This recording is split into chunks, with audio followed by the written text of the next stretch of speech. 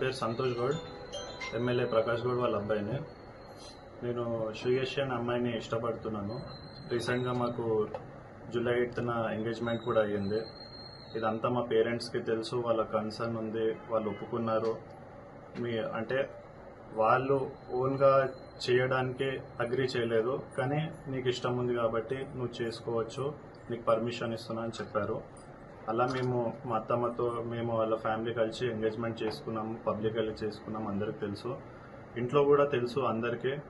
నేను ఆల్మోస్ట్ ఇక్కడ 1 month అవుతుంది ఇక్కడ ఉండి, వీళ్ళ ఇంట్లోనే ఉంటున్నా. మా ఇంట్లో కూడా తెలుసు, అందరికీ తెలుసు. కానీ నిన్న కొంతమంది ఒక 40 members అట్లా మా ఇంటిపైకి ఇక్కడ దాడి చేసినారు. ఆ ఎవిడెన్స్ కూడా మీరు ఇక్కడ వెనకాల మొత్తం అటాక్ చేసినాయి, డోర్ పగిలినాయి, అవన్నీ ఇక్కడ ఉన్నాయి. ఇదంతా ఓన్లీ ఈ మ్యాటర్ అమ్మాయి విషయం వల్ల ఇదంతా జరుగుతుంది. తప్పు చేసినట్టు నా మీద నింద చూపుతున్నారు.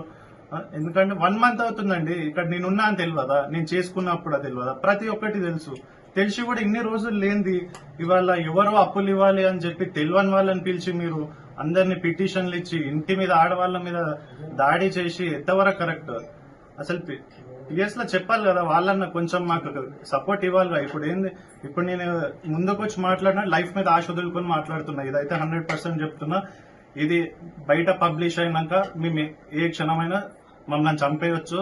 ఇది మీకు ఇక నాకైతే ఈడ న్యాయం జరుగుతుంది.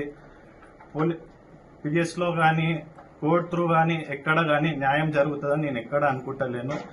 ఇంకా మా లైఫ్ పైన ఆశ వదులుకొని ఇవాళ మేము సరేగా చచ్చిపోయినా సరే మా మీడియాలు ఇంత చేసారు కదా అని మేము ముందుకు వచ్చి చెప్తున్నాము. ఇది అయిపోయినాక నెక్స్ట్ మీరు పోయినాక కూడా మమ్మల్ని ఏమని చేయొచ్చు, పబ్లిష్ కాగానే రేపటి వరకు చేయొచ్చు. ఇప్పుడు మన పిఎస్ ఇప్పుడు కూడా పిలవరు, ఆ పిఎస్ దారిలో కూడా చేయొచ్చు, ఏమని చేయొచ్చు. ఇప్పుడైతే మాకు 100% థ్రెట్ ఉంది.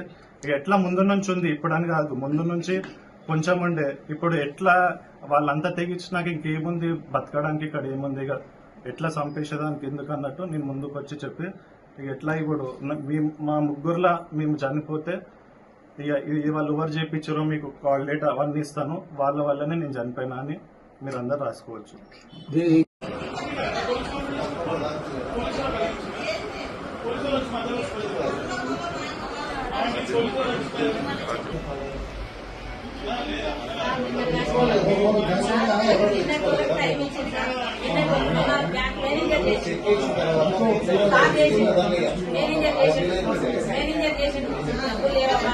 అంటే సార్ మంగళవారం రోజు 10 గంటల వరకు నిన్న 10 గంటల వరకు నిన్న మధ్యాహ్నం దాకా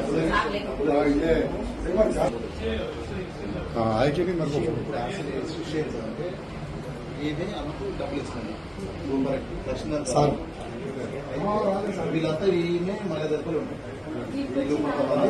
ఈమె డబ్బులు ఇస్తుంది, స్కానర్ దాకా డబ్బులు వస్తాయి. 20 లక్షలు మనం బిజినెస్ చేద్దాం ఇట్లా అని డబ్బులు తీసుకుని తీసుకుంటాం. 20 లక్షలు ఈమె ఏం చేసింది, ఈమె సంఘాల సంఘం దగ్గర సంఘాలు అందరికి డబ్బులు తీసుకొని నడుచుకొని అని 20 లక్షలు డబ్బులు తీసుకుని పార్ట్నర్షిప్ ఇస్తున్నామని మంచిగా సెట్ అవుతాము, నేను కూడా తీసుకోవచ్చు, మంచి డబ్బులు వస్తాయి. అంటే సర్టిఫికెట్ ఉంటాం కదా, మంచి పరిచయం ఉంది కదా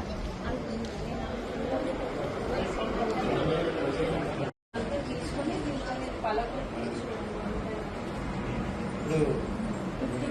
వచ్చారు. ఎవరో తెలియదు, మాస్క్ పెట్టుకొని వచ్చి నాకు ఇవ్వాలి అంటే వాళ్ళ ఒక్కరికి ఇచ్చేది లేదు, ఇద్దరు ముగ్గురికి ఇచ్చేది లేదు. అది మేము యాక్షన్ ఇస్తాం, ఆంటీకి ఇవ్వాలి, అందరూ మాస్క్ పెట్టుకొని వచ్చి మాకు ఇవ్వాలి అని చెప్పి మాస్క్ పెట్టుకున్నా, మాస్క్ ఇస్తలేదు.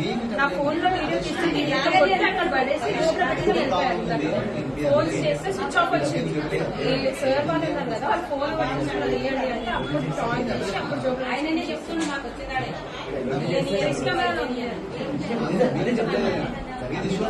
నా మీద అందరు వస్తున్నారు అని చెప్పి నువ్వు నాకు ఇద్దరితో ఇప్పించి తీసుకున్నావు అని నాకు చెప్పిన వాళ్ళని తీసుకొస్తే మమ్మీ మాట్లాడింది.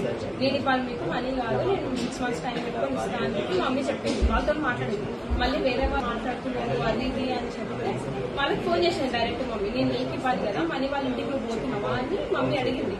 నేను చెప్పినా కదా నీకు 6 months టైం పెట్టుకున్నా కదా మనీ వాళ్ళ ఇంటికి ఎందుకు పోతున్నావు నువ్వు మమ్మీ అడిగింది. మళ్ళీ అయినా అప్పటికి ఇష్యూ చేస్తుంది ఈ వాళ్ళ మమ్మీ ఫినిష్ చేస్తుంది.